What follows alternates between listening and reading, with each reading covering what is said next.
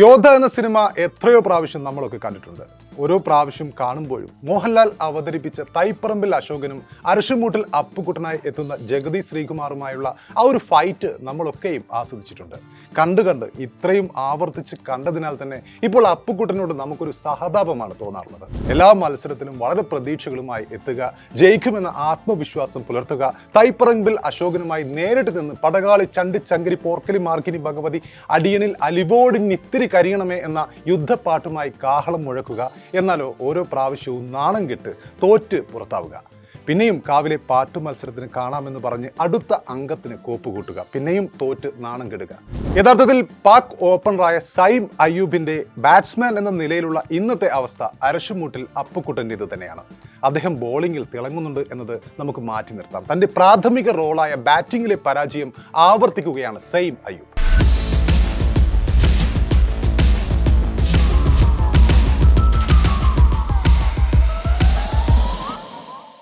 ഈശ്വര, ദുഷ്ടന്മാർക്ക് പോലും ഈ ഗതി വരുത്തരുതേ എന്ന് കഴിഞ്ഞ ദിനം സൈമിന്റെ പ്രകടനം കണ്ടപ്പോൾ തീർച്ചയായും നമുക്കൊക്കെയും തോന്നിപ്പോയി. വലിയ പ്രതീക്ഷകളുമായി വരിക, ഗ്രൗണ്ടിലെത്തുക, ആദ്യ പന്തിലോ രണ്ടാം പന്തിലോ അങ്ങ് ഔട്ടാവുക.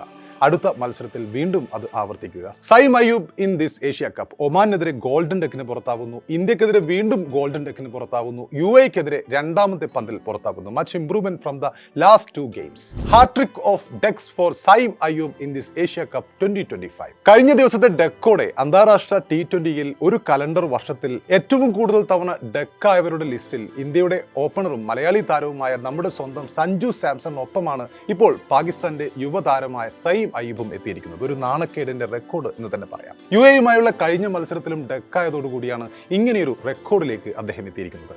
ഒരു കലണ്ടർ വർഷം ഇത് 5ാമത്തെ തവണയാണ് സൈമിന് ഡെക്കായി ക്രീസ് വിടേണ്ടി വന്നത്. കഴിഞ്ഞ വർഷം നമുക്കറിയാം സഞ്ജു സാംസൺ 5 ഡെക്കുകളുമായി ഈ ലിസ്റ്റിൽ ഇടം നേടിയിരുന്നു. 2024-ൽ 13 T20കളിലാണ് സഞ്ജു അന്ന് ഇന്ത്യക്കായി കളിച്ചിരുന്നത്. അതിൽ 5ലും അദ്ദേഹത്തിന് അക്കൗണ്ട് തുറക്കാനാവാതെ ക്രീസ് വിടേണ്ടി വന്നിരുന്നു. സഞ്ജു, സൈം അയ്യൂബ് എന്നിവരെ കൂടാതെ സിംബാബ്വേയുടെ റെഗിസ് ചഗബ 2022-ലും പാകിസ്ഥാന്റെ ഹസൻ നവാസ് 2025-ലും ഇങ്ങനെ 5 ഡെക്കുകളുമായി ഈ 2ാം സ്ഥാനത്തിൽ പങ്കാളികളാണ്. ഈ ലിസ്റ്റിൽ തലപ്പത്തുള്ളത് സിംബാബ്വേയുടെ ഫാസ്റ്റ് ബോളറായ റിച്ചാർഡ് എൻഖറാവയാണ്.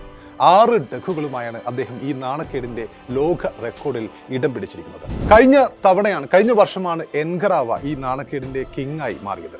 അപ്പോൾ ഈ വർഷം ഇനിയും പാകിസ്ഥാൻ ടീമിന് T20 മത്സരങ്ങൾ ഉള്ളതിനാൽ സൈം അദ്ദേഹത്തിന്റെ റെക്കോർഡ് തിരുത്താനുള്ള സാധ്യതയും ഇപ്പോൾ നമുക്ക് തള്ളിക്കളയാൻ സാധിക്കില്ല. കാരണം അദ്ദേഹം കടുത്ത ഫോർമാറ്റിൽ നിൽക്കുകയാണ്. അതേസമയം T20യിൽ തുടർച്ചയായി കൂടുതൽ തവണ ഡെക്കായവരുടെ ലിസ്റ്റിൽ ഇപ്പോൾ 2ാം സ്ഥാനത്തേക്ക് എത്തുകയും ചെയ്തിരിക്കുകയാണ് സൈം. ഇന്ത്യയുമായുള്ള അടുത്ത മത്സരത്തിലും അടുത്ത സൂപ്പർ 4 പോരാട്ടത്തിലും 0-ന് ഔട്ടാവുകയാണെങ്കിൽ ഓൾ ടൈം ഡെക്ക് വീരന്മാരുടെ ലിസ്റ്റിലും അദ്ദേഹം ഒന്നാമതെത്തും. 4 പേരാണ് 4 തുടർ ഡെക്കുകളുമായി ഈ റെക്കോർഡ് പങ്കിടുന്നത്. ഇക്കൂട്ടത്തിൽ സൈമിന്റെ തന്നെ നാട്ടുകാരനായ അബ്ദുള്ള ഷഫീഖുമുണ്ട്. ഈ ഏഷ്യ കപ്പിൽ അസോസിയേറ്റ് ടീമായ ഒമാനുമായിട്ടായിരുന്നു പാകിസ്ഥാന്റെ ആദ്യത്തെ മത്സരം. പാക് ടീം ഇതിൽ മികച്ച മാർജിനിൽ ജയിച്ചെങ്കിലും സൈം ഗോൾഡൻ ഡെക്കായി മടങ്ങുകയായിരുന്നു. അതിനുശേഷം ഇന്ത്യയും പാകിസ്ഥാനും തമ്മിലുള്ള എൽ ക്ലാസിക്കോയാണ് നമ്മൾ കണ്ടത്. അതിലും അദ്ദേഹം പതിവ് തെറ്റിച്ചില്ല. വീണ്ടും ഒരു ഗോൾഡൻ ഡെക്കായി അദ്ദേഹം മടങ്ങുന്ന കാഴ്ചയാണ് നമ്മൾ കണ്ടത്. ദുർബലരായ UAE-ക്കെതിരെ മികച്ചൊരു ഇന്നിംഗ്സുമായി അദ്ദേഹം ശക്തമായി തിരിച്ചുവരവ് നടത്തുമെന്ന് പാകിസ്ഥാനും ആരാധകരും പ്രതീക്ഷിച്ചെങ്കിലും വീണ്ടും ഡെക്കായി മടങ്ങുന്നു. ഓസ്റ്റമിന് പുറത്തേക്ക് പോയ ഷോർട്ട് ബോളിനെതിരെ സൈമിന്റെ ഷോട്ട് തേർഡ് മാനിൽ നേരെ മുഹമ്മദ് രോഹിത് ഖാന്റെ കൈകളിലേക്ക് എത്തുകയായിരുന്നു കഴിഞ്ഞ ദിനം. എന്നാൽ ഇതേ സമയം ബോളിംഗിലാവട്ടെ സൈം പാകിസ്ഥാന്റെ ഏഷ്യ കപ്പിൽ ഏറ്റവും കൂടുതൽ വിക്കറ്റ് എടുത്ത താരമാണ് എന്നതാണ് മറ്റൊരു കൗതുകകരമായ വസ്തുത. 3 decks but 6 wickets with the ball from an explosive batter. Saim Ayub turns into a full time bowler എന്ന് തന്നെ പറയാം. അപ്പോൾ യഥാർത്ഥത്തിൽ സൈം അയ്യൂബ് അത്രയും മോശം കളിക്കാരനാണോ, അത്രയും മോശം ബാറ്റ്സ്മാനാണോ? ഇത്രയും ഫോർമൗട്ടായിട്ടും പാകിസ്ഥാൻ എന്തിനാണ് അദ്ദേഹത്തിന് വീണ്ടും ഇങ്ങനെ അവസരങ്ങൾ നൽകുന്നത്? ഈ ചോദ്യത്തിന് ഉത്തരം തീർച്ചയായും അദ്ദേഹം ഒരു മോശം കളിക്കാരനല്ല എന്ന് തന്നെയാണ്. ബാബർ അസമിന് ശേഷം ദ നെക്സ്റ്റ് ബിഗ് തിങ് ആയി പാകിസ്ഥാൻ കാണുന്ന താരമാണ് സൈം അയ്യൂബ്. അങ്ങനെയുള്ള ഒരുപാട് റെക്കോർഡുകൾ അദ്ദേഹത്തിനുണ്ട്.